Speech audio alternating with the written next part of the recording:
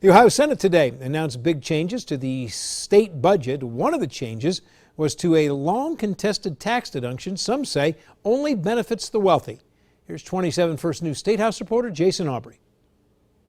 The House version of the budget made a big change to the income tax deduction for people with an LLC making up to $250,000. Well, today, the Senate decided to make a change of its own. The budget presents significant opportunities to invest in Ohioans and in the priorities they sent lawmakers to the State House to work on. This is the most important piece of legislation that we will consider in this two-year cycle. Democrats are still looking through the budget, but they appreciate the openness Republicans have given them. The overall arching part of this budget is that it's maintaining the basic structure from the executive version.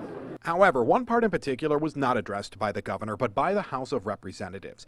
The business income deduction for people with an LLC earning up to $250,000. We've been advocating for years that that's inappropriate, that it's a big drain on resources. Democrats won a small battle when the House reduced the LLC loophole from $250,000 to $100,000. Today, Senate Republicans eliminated that reduction, restoring the ability for people making up to $250,000 to not pay taxes on their business income. We don't see allowing small businesses to reinvest in their own business as any sort of loophole. Critics of the deduction say that reduction would still have allowed 85% of small businesses to take advantage of it. Instead, the state's rollback will cost the state an estimated $300 million in lost revenue. I'm still going through the 663 pages of the comparison document looking for other changes that the lawmakers may not have announced today.